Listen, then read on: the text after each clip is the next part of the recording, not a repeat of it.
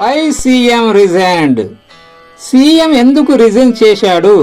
Episode 2. ముకుందానికి రోజు రోజుకు ఎమ్మెల్యే పదవి మీద వ్యామోహం పెరిగింది. డబ్బే ఎమ్మెల్యేని చేస్తుందని ఎన్నో అక్రమార్జనలకు తన తెలివిని పెట్టాడు. ఇలా గోల్డ్ బిజినెస్ వ్యాపారంలో ఆరితేరి దొంగ వ్యాపారంలో సిద్ధుడయ్యాడు. కాలం కలిసి వచ్చింది. డబ్బులు వెదజల్లి ఎమ్మెల్యే పదవిని ఎట్టకేలకు సంపాదించాడు. మునుపటి కంటే రెండింతల బిజీ అయ్యాడు.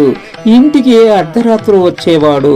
నాన్న కోసం 2 కూతుళ్లతో పాటు శాంత ఎదురుచూపులు నిత్య కామన్ అయిపోయింది. ముకుందం ఇల్లును విస్తరించాలని ఉన్న 2 అంతస్తులను 7 అంతస్తుల మేడ కట్టాలని నిర్ణయించుకున్నాడు. ఏమో శాంత, మనం ఇల్లును విస్తరిస్తున్నాము. పై అంతస్తు ఖాళీ చేయిస్తున్నా.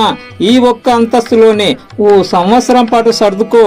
ఇల్లు పూర్తి కాగానే ఖ్యాతి పెళ్లి ఘనంగా చేద్దాం. ఏమంటావు? అలాగేనండి, నేను అదే అందామనుకున్నా. ఇప్పటి నుంచే సంబంధం చూడాలండి. ఎందుకే తొందర? ఇప్పుడు నేను ఎమ్మెల్యేను. త్వరలోనే మంత్రి పదవి ఖాయమని తెలిసింది. ఇదంతా నా పెద్ద కూతురు ఖ్యాతి పుట్టిన వేళ విశేషం. అది పెరుగుతూ ఉంటే నా ఆస్తి, నా కీర్తి, నా ఖ్యాతి పెరుగుతూ వస్తుంది. అవునండి, అప్పులు చేసే స్థాయి నుంచి అప్పులు ఇచ్చే స్థాయికి ఎదిగాము. ఎదుగుతూనే ఉన్నాము. ఎంతెంత ఎదుగుతూ ఉంటే అంతంత దూరం అవుతున్నారు. ఏం లాభం అండి? ఇంత డబ్బు, ఇంత హోదా నన్ను మాత్రం సంతోష పెట్టడం లేదు. నాకు మనశ్శాంతి లేదు. ఏమే శాంత, మాటలు ఎక్కువవుతున్నాయి. వ్రతాలు నోములు తగ్గించావా ఏంటి? అవును, తగ్గించాను. ఏ దేవుడైనా నిన్ను ఏనాటికైనా మారుస్తాడని అనుకున్నా. ఎమ్మెల్యే కాకముందు ఒక్కతే ఉందని అనుకున్నా. ఇప్పుడు ఎందరితో గడుపుతున్నావో తెలిసింది. అవును, తగ్గించాను. ఏ దేవుడైనా నిన్ను ఏనాటికైనా మారుస్తాడని అనుకున్నా. ఎమ్మెల్యే కాకముందు ఒక్కతే ఉందని అనుకున్నా. ఇప్పుడు ఎందరితోనో గడుపుతున్నావని తెలిసింది. భార్య ఉండగా బయటి స్త్రీలతో గడపడం ప్రజానాయకుని లక్షణం కాదండి. దయచేసి ఓ మంచి నాయకుడమని అనిపించుకోండి. నాకు మర్యాదగా ఉంటుంది. ఏమిటి నీకు ఇచ్చే మర్యాద? నేను రసకుని అని నీకు తెలియదా? ఎన్నిసార్లు వ్రతాలు, నోములు, పూజలు అని ఎన్ని అడ్డంకులు చెప్పావు. మరిచావా? నా పసుపు కుంకుమలు బాగుండాలనే పూజ చేశాను. నీవు ఒక బ్రాహ్మణులవే కదా, నీకు తెలియదా? ఏమండి, జరిగిందేదో జరిగిపోయింది. ఇక నుంచైనా మనం మంచిగుందాం. ఇప్పుడు బాగలేమా? ఉన్నామండి, బాగున్నాము. ఇలాగే మనం పొట్లాడుకుంటే ఏదో రోజు మన పిల్లలకు తెలిసిపోతుందండి. సరేలేవే, ఏదో ఒకటి చేయి. నేను మీటింగ్కి వెళ్ళాలని వెళ్ళిపోయాడు. ముకుందం గారు ఏదో విధంగా అయితేనేం డబ్బు బాగా సంపాదించాడు. ఆ డబ్బే మిమ్మల్ని ఎమ్మెల్యేను చేసింది. ఆ డబ్బే నన్ను మంత్రిని చేస్తుందని ఆశపడుతున్నాడు. ఆశకు అద్దుండాలి, మనసుకు సిగ్గుండాలి. మంత్రి పదవి కావాలంట. మంత్రి పదవి. నిన్ను నమ్మి నీ డబ్బులు తిని నిన్ను గెలిపించిన ఆ గోండు ప్రజలకు నీవు చేసింది ఏమీ లేదు. ఏదో రోజు గోండు ప్రజలు తిరగబడితే నిన్నెవ్వరు కాపాడలేరు. ఈ డబ్బు కాపాడలేదు. మిత్రమా, నీ బాల్య స్నేహితుడిగా, హితుడిగా చెబుతున్నా. ప్రజలకేమైనా ఒక్క మంచి పనైనా చేయు.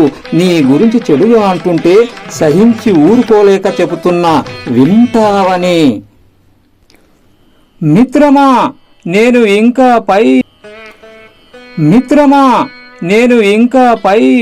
పైకి ఎదగాలనుకుంటున్నా. నీవు అప్పుడే పైకి పోతున్నావా? మిత్రమా, అయ్యో, ఈ ఘోరం నా చేతులు జరిగిపోయింది. అయ్యో, నేనెంత పాపినో అంటూ జేబులో నుంచి కత్తిని తీసి కసామని గుచ్చి కన్నీరు కార్చాడు. సార్ నమస్తే. హత్య చేసిన వాడు దొరికాడు సార్. వాడు ఎంత కొట్టినా చెప్పడం లేదు సార్. షబ్బాస్ ఇన్స్పెక్టర్. రేపు న్యూస్లో ఏమి వస్తుందో చూద్దాం. ఈ విషయం మీడియాకు తెలియజేయకు. తెలిసింది సార్. డబ్బుతో నోరు నొక్కాం సార్. వాహ్ ఎస్ఐ గారు, వాహ్, గ్రేట్. మీరు రాజకీయాల్లోకి వస్తే బాగుంటది. ఇంకా బాగా సంపాదించుకోవచ్చు. రాను సార్, రాను. అక్కడ భయంతో బ్రతికే కంటే ఇక్కడ భద్రతతో జల్సాగా కోరుకున్న దానితో బ్రతుకుతున్నా. వా వా వా వా వా పైకొస్తావని ఫోన్ పెట్టేశాడు ముకుందం. ముకుందం స్మగ్లింగ్ వ్యాపారం 3 పువ్వులు 6 కాయలుగా విరాజిల్లుతుంది. ఈ క్రమంలో ఎమ్మెల్యేలకు, ఎంపీలకు, పారిశ్రామికవేత్తలకు అప్పులు ఇచ్చి రాజా నరసింహనాయుడు రాణా అనే వ్యక్తి ముకుందం ఎమ్మెల్యేకు పరిచయం అవుతాడు. ఓ రోజు ముకుందం అక్రమంగా బంగారు బిస్కెట్లను పంపిస్తున్న వాహనాన్ని చెక్ పోస్ట్ వద్ద ఆపారు. ముకుందం చెక్ పోస్ట్ వారికి లంచాలు ఇస్తున్నా ఎందుకు పట్టుకున్నారో అర్థం కాక రాణా గారి సహాయం కోరాలని ఫోన్ చేశాడు. హలో రాణా గారు, నేను ముకుందం ఎమ్మెల్యేని. ముకుందం గారు బాగున్నారా? ప్రస్తుతం రిస్క్ లో ఉన్న రాణా గారు, మీరే కాపాడాలి, లేకపోతే జీవితంలో నేను మినిస్టర్ని కాలేను. డోంట్ వరీ ముకుందం గారు, ఏమైందో చెప్పండి. తన వాహనాన్ని చెక్ పోస్ట్ లో సీజ్ చేశారని చెప్పాడు. వాహనంలో 100 కోట్ల బంగారం ఉందని చెప్పాడు. మీడియా వారి కంట్లో పడితే రచ్చ రచ్చ అవుతుంది. ఇక నేను జైలుకు వెళ్ళవలసిందేనని బోరుమని వినిపించాడు. రాణా గారు మనసులో నవ్వుకుంటూ ప్లాన్ సక్సెస్, గ్రాండ్ సక్సెస్ అయిందని మురిసిపోతూ ఫోన్ చేస్తున్నాడు. హలో, నేను మాట్లాడుతున్నా. మీరు పట్టుకున్న వాహనాన్ని వెంటనే మన గోదాముకు తీసుకురండి. పోలీసులు రాకముందే చెక్ పోస్ట్ సెట్టింగులను తీసి మరొక లారీలో పంపించండి అని చెప్పాడు. అన్నట్లుగానే చెక్ పోస్టును అరగంటలో పోస్ట్ మార్టం చేసి లారీ ఎక్కించారు. దట్టమైన అడవి రోడ్డు. రాత్రి 11 అవుతుంది. మెల్లగా బంగారం ఉన్న లారీ కదిలింది. దాని వెంట మరో లారీ కదిలింది. ముకుందం గారు పదే పదే రాణా గారికి ఫోన్ చేస్తూనే ఉన్నాడు. రాణా గారు, మీరేమి కంగారు పడకండి, నేనున్నానుగా అని ధైర్యం చెబుతూనే ఉన్నాడు. సార్, గోదాంలోకి 2 వాహనాలు వచ్చాయని రాణా గారికి ఫోన్ రావడంతో దురాలోచనలో పడ్డాడు. మరి ఒకవైపు ముకుందం నుంచి ఫోన్ వస్తున్నది. ఫోన్ ఆన్సర్ చేయడం లేదు. మళ్ళీ ఫోన్ మ్రోగుతుంటే సైడ్ బటన్ నొక్కి సైలెంట్ పెట్టాడు. ముకుందంలో భయం ఆవరించింది. 20 ఏళ్ల నుంచి ఎన్నో అడ్డదారులు తొక్కి సంపాదించిన సొమ్ము.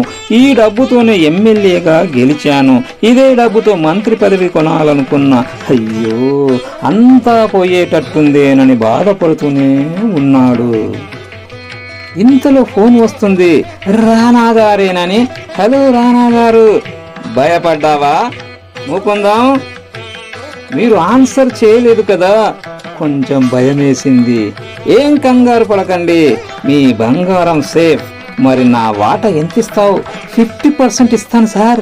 సరే ముకుందం గారు, మీరెంతిస్తే అంతే తీసుకుంటాను. రాణా మనసులో అనుకుంటున్నాడు, ముకుందం బంగారు బాతు లాంటి వాడు. ఇప్పుడే నేను మొత్తం నొక్కేయవచ్చు. కానీ ముకుందం మునుముందు ఎంతో సంపాదించే జిత్తులు ఎత్తులున్నాయి. పైగా మంత్రి కావాలని ఆశపడుతున్నాడు. రాజకీయ పవర్ ఉంటే ఎంతైనా సంపాదించగలడని. Okay Mukundam, you are lucky person. రేపు వచ్చి తీసుకెళ్ళవచ్చు. థ్యాంక్ యూ రాణా గారు, థ్యాంక్ యూ. మీలాంటి వారు ఉండబట్టే నాలాంటి నాయకులు బతుకుతున్నారని బదులిచ్చాడు. డైనింగ్ టేబుల్ మీద రకరకాల వంటలున్నాయి. తినడమే ఆలస్యం. అయినా రాణా గారు తినడం లేదు. డాడీ, నేను వచ్చేశా అని ప్రదీప్ వచ్చి తినడానికి కూర్చున్నాడు. డాడీ, నాకు బాగా ఆకలవుతుంది, తిందామా? దీప్, నీకంటే నాకు బాగా ఆకలిగా ఉంది. మరెందుకు డాడీ ఆలస్యం? తినేద్దాం అనగానే స్టూపిడ్ అని చెంప చెల్లుమనిపించాడు. సారీ డాడీ, మర్చిపోయాను. I am very sorry. నా దేవుడు తినకుండా ఎప్పుడైనా తినడం చూశావా? ఓ మై డాగ్, చూడలేదు డాడీ. ఈ రోజు 1 గంట ఆలస్యంగా తింటే ఏమీ చనిపోము అంటూనే ఫోన్ చేస్తున్నాడు. ఏమీ, ఎందుకు ఆలస్యమైంది? రోజు కొత్తగా చెప్పాలా? టైం టేబుల్ పాటించడం లేదు. రేపటి నుంచి మీ 4 పనిలో నుంచి తీసేస్తున్నాను.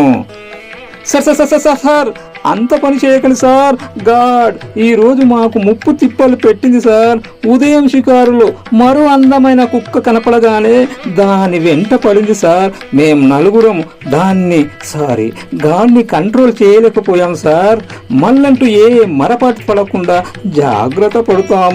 మరో 5 నిమిషాల్లో మీ ముందుంటామన్నారు. ఏమిటండి రానగారు, మీకు మరీ చాదస్తం ఎక్కువైందని చనువుగా ఉండే మరో స్నేహితుడు పరమేశ అంటుంటే, నీకు తెలుసు కదా పరమేశ, నా దేవుడు లేకుండా ముద్ద తిన్నానా? 10 సంవత్సరాల నుంచి చూస్తూనే ఉన్నా. నిజమే, నీకు ప్రాణప్రదాత అని నాకు తప్ప ఎవరికి తెలియదు. అది చెప్పే విషయమూ కాదు, చెబితే ఎవరూ నమ్మరు. అందుకే పరమేశ, నీవంటే నా గాడంటే ప్రాణం.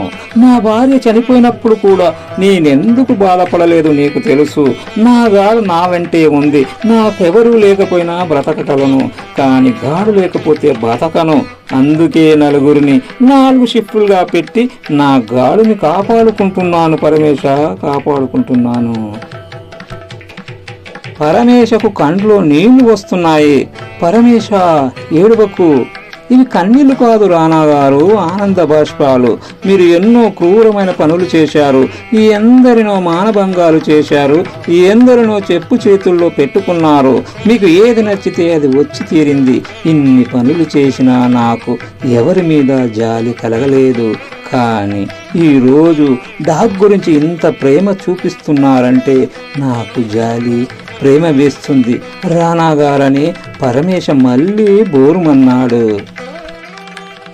ఊరుకో పరమేశ, పోలీస్ తూటాల నుంచి ఆ రోజు నన్ను కాపాడుకుంటే ఈ సామ్రాజ్యం లేదు, ఈ రాణా లేడు. అందుకే డాగ్ నా గాడయిందని ఆ రోజు జరిగిన వృత్తాంతమును పరమేశకు చెబుతున్నాడు.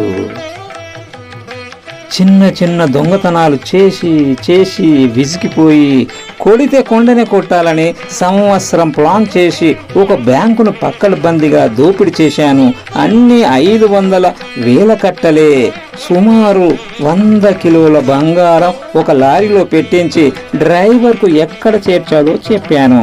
దీని వెంట 2 ఎంటీ లారీలు పంపిస్తూ పోలీస్ జీప్ వెంట పడితే లెఫ్ట్ ఒకటి రైట్ ఒకటి డ్రైవ్ చేసి పోలీస్ జీపుని తప్పించాలని ట్రైనింగ్ ఇచ్చాను. నేను బైక్ మీద మీ లారీని ఫాలో అవుతానని చెప్పాను. అలాగే ఫాలో అవుతున్నాను. లారీలను పోలీస్ జీప్ వెంబడిస్తుంది.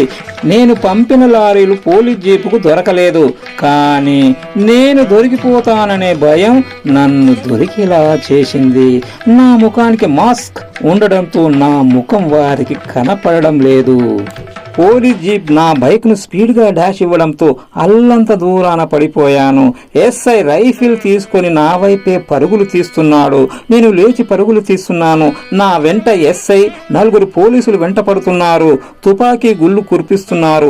మరోవైపు జోరున వర్షం పడుతుంది. ఆకాశంలో ఉరుములు మెరుపులు, మరోవైపు తుపాకీ తూటాల శబ్దాలు. ఇక నేను దొరికిపోయినట్టే. ఇన్నిసార్లు తప్పించుకున్నాను, ఇక తప్పించుకోలేను. నా పని కథం అని మనసులో అనుకుంటున్నాను. ఇంతలోనే కుక్కల గుంపు అవి కొట్లాడుకుంటున్న అరుపులకు పోలీస్ తుటాల శబ్దాలు వినపడడం లేదు. పోలీసులు నా వెంట పడుతున్నారు. మరోవైపు కుక్కల మంద కూడా నా వెంట పడుతుంది. నేను ఆయాసంతో పరిగెత్తుతూనే ఉన్నా. సడన్ గా ఓ కుక్క ఎస్ఐని కరిచింది. ఎస్ఐ చేతిలో ఉన్న పిస్తోల్తో కాల్చాడు. కుక్క ఎగిరి చేతిలోని రైఫల్ను లాగేసుకొని నా కాళ్ళ దగ్గర పడేసి నా వెనక నిల్చుంది.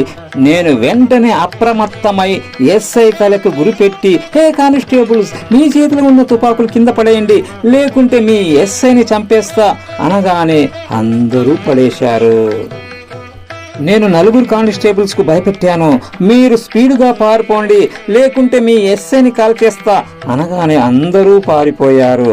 డ్రైవర్ ఎస్ఐ మాత్రమే ఉన్నారు. హే డ్రైవర్, జీప్ స్టార్ట్ చేయి అనగానే స్టార్ట్ చేశాడు. నా మోటార్ సైకిల్ కనపడగానే కుక్కతో పాటు జీప్ దిగాను.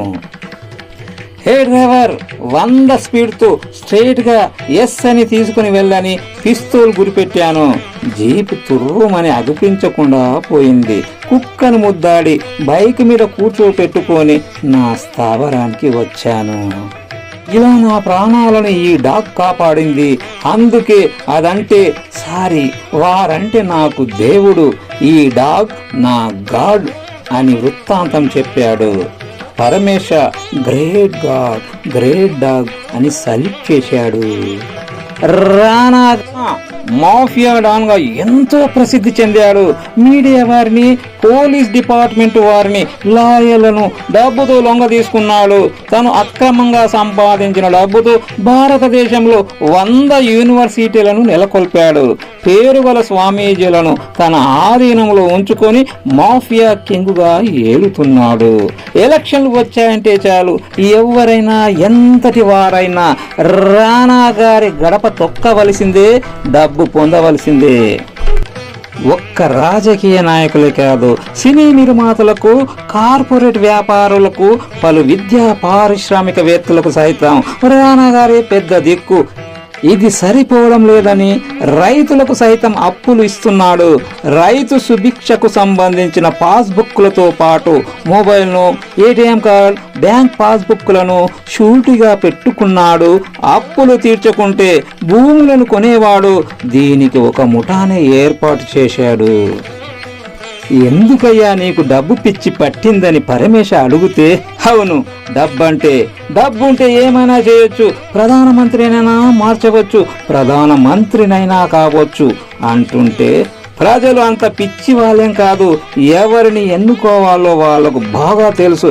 నీ డబ్బులు ఏమీ పని చేయవు, ఏదో నీ దేవుని దయ వల్ల బతికిపోయావు. సంతోషించు రానా గారు, తగ్గు, నీ శ్రేయోభిలాషిని చెబుతున్నా. పరమేశ, పిచ్చిగా వాగకు, నాకు సహాయపడతావని వదిలేస్తున్నా. నీ మంచితనం చూసి నాకు కోపం తెప్పించకు. నేను బతికిన నాళ్ళు అందరిని భయపెడుతూ నాకు దాసులుగా జీవించాలని ఆరాటం. నా పోరాటంలో తలదూర్చకు, జాగ్రత్త. ఓకే రానా గారు, ఏదో రోజు నీవే తెలుసుకుంటావని దేవుని తలదూసి ఉంటా అని వెళ్ళిపోయాడు పరమేశ. 10 నెలల్లోనే ముకుందం ఇల్లు 7 అంతస్తుల మేడగా ముస్తాబైంది. గృహప్రవేశం చేయాలని శాంతతో మాట్లాడుతున్నాడు. ఏమండి, మనం ఎప్పుడూ కింది అంతస్తులోనే గృహప్రవేశం చేశాము కదండి, సత్యనారాయణ స్వామి వ్రతం చేయిద్దాం, అలాగే మన పెద్దమ్మాయి చదువు అయింది, పెళ్లి చేద్దామని అంటుంటే, నిజమేనే శాంత, నీవన్నట్లు గ్రాండ్గా పెళ్లి చేద్దాం. మన పార్టీలోనే మన కులస్తుడు విశ్వనాథ శాస్త్రి ఎమ్మెల్సీ కొడుకు మన పార్టీ సభ్యత్వమే తీసుకున్నాడు. వచ్చే ఎలక్షన్లో ఎమ్మెల్యేగా బీఫామ్ దొరకడం ఖాయం. అతనికిచ్చి పెళ్లి చేసే అసెంబ్లీలో నా పరువు పెరుగుతుంది, మంత్రి పదవి లభిస్తుంది. అబ్బా, ఎంత చల్లని వార్త చెప్పారండి. ఖ్యాతికి చెబితే సంతోషిస్తుంది. మీ నోటితోనే చెప్పండని అమ్మా, ఖ్యాతి, నాన్నారు పిలుస్తున్నారమ్మా అనగానే రీడింగ్ రూమ్ నుంచి నవ్వుతూ వచ్చి నాన్న పక్కనే కూర్చుంది. నా బంగారు తల్లి ఎంత ముద్దొస్తుందో అని చెంప మీద చేయి వేసి, నీవు పుట్టాకే నాకు కలిసి వచ్చిందమ్మా అన్నాడు. అవునే ఖ్యాతి, పేరుకు తగ్గట్టే మన వంశం పరువు ప్రతిష్టలు పెరిగాయి తల్లి అని శాంత అంటుంటే ముసిముసిగా నవ్వింది ఖ్యాతి. అమ్మా, నీకు మంచి సంబంధం తెచ్చా, ఇదిగో ఫోటో అని ఫోటో ఇచ్చాడు ముకుందం. ఫోటో చూడగానే గుండెల్లో రైలు పరిగెత్తాయి ఖ్యాతికి.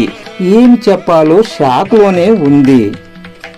ఏం తల్లి, అబ్బాయి అంతా బాగా నచ్చాడా? షాక్ అయ్యావు?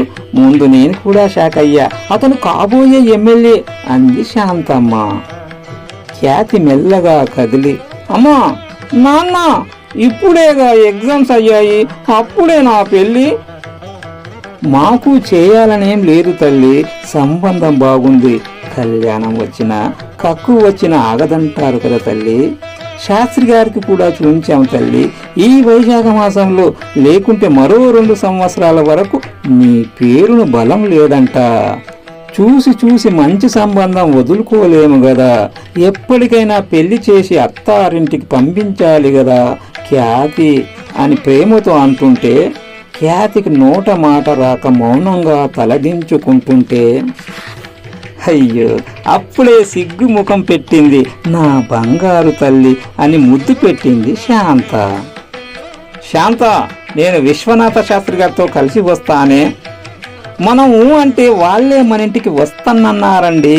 ఓ, నాకంటే ముందే నీకు తెలుసన్నమాట. అలాగే రమ్మను అంటుంటే శాంత నవ్వుతూ అలాగే అంది. ఖ్యాతి బెడ్రూమ్లో పడుకుని ఆలోచిస్తుంది. నాన్న ఒట్టి డబ్బు మనిషి, కీర్తి కనకం ఈ రెండుంటే చాలు, అతనికి ఎవరైనా ఓకే. గుణం గురించి నడవడిక గురించి అస్సలు ఆలోచించడా? వాడు మా కాలేజీ స్టూడెంట్, తొట్టి గ్యాంగుకు పొట్టి లీడర్, డబ్బులు వెదజల్లి అందరిని లోబర్చుకుంటాడు, మత్తు మందుకు బానిస, అమ్మాయిలను రాగింగ్ చేస్తాడు, కాదని అంటే కామక్రీడ తీర్చుకుంటాడు. వైస్ ఛాన్సలర్కి ఇదంతా తెలిసి కూడా ఏమీ చేయలేని దౌర్భాగ్యపు పరిస్థితి. వీడు నచ్చలేదని చెబుదామంటే నాన్న నాకు నచ్చాడా అని కూడా అడగలేదని ఫోటోను చూసి కాసామని మొక్కలు చేసి డస్ట్బిన్లో వేసింది. అమ్మ అమాయకురాలు, పాపం ఏమీ అనలేదు, గట్టిగా ఎదిరించలేదని ఆలోచిస్తున్నది. అమ్మా ఖ్యాతి, రాత్రి 11 అవుతుందమ్మా, పడుకో నా బంగారం. రేపే బంధు బలగంతో నీ కాబోయే మెట్టినింటి కుటుంబం వస్తున్నారు. అన్ని ఆన్లైన్లో ఆర్డర్ చేశాము. రేపు 7 వారాల నగలు, పట్టు చీరలు. నీ అందానికి అబ్బాయి ఐస్ అయిపోతాడు. పడుకో తల్లి అని లైట్స్ ఆఫ్ చేసింది శాంతమ్మ. కొంపదీసి రేపే నిశ్చితార్థం పెట్టుకుంటారా అనుకుంటుంది. గుండె వేగంగా కొట్టుకున్న శబ్దము, గడియారం ముళ్ళు తిరుగుతున్న శబ్దము ఒకేసారి వినిపిస్తున్నాయి. నాన్న నిశ్చితార్థం ఇంట్లో చేయరు, భారీ ఫంక్షన్ హాల్లో తన లెవెల్కు తగ్గట్టు చేస్తారు. నో ప్రాబ్లం, రేపు ఏం జరుగుతుందో చూడాలి. కాని వాడితో నేను పెళ్లికి ఒప్పుకోను. నాకు ధైర్యం ప్రసాదించు దేవుడా అని ఆంజనేయ స్వామి శ్లోకం చదువుకుంటుంది. త్వమస్మిన్ కార్య నిర్యోగే ప్రమాణం హరిసత్తమ హనుమాన్ యత్నమాస్తాయ దుఃఖక్షయకరో భవ చదువుకుంటూ నిద్రలోకి జారుకుంది. ఖ్యాతి నిద్రలేచి వాచి వైపు చూసింది. 6:12 కనపడుతుంది. ఓ మై గాడ్, షటిల్ ఆడుకొని రావాలి తొందరగా అంటూ చెల్లిని పిలుస్తుంది. చెల్లి ఎప్పుడో లేచింది, పనిలో ఉందని శాంత అంటుంది. ఏం పనని డోర్ ఓపెన్ చేసి బయటకు వచ్చి చూసి ఆశ్చర్యపోయింది. కొత్త 7 అంతస్తుల ఇల్లు పూలతో, విద్యుత్ దీపాలతో, మామిడి తోరణాలతో ముస్తాబైంది. వంట వాసనలు గుమగుమలాడుతున్నాయి. వెల్కమ్ బోర్డ్ దగ లైట్లతో మెరుస్తుంది. ఖ్యాతి విత్ కార్తిక్ ఎంగేజ్మెంట్ సెరమనీ అని చూసింది. అంటే ఈ రోజే నా ఎంగేజ్మెంట్, ఇప్పుడు ఎలా?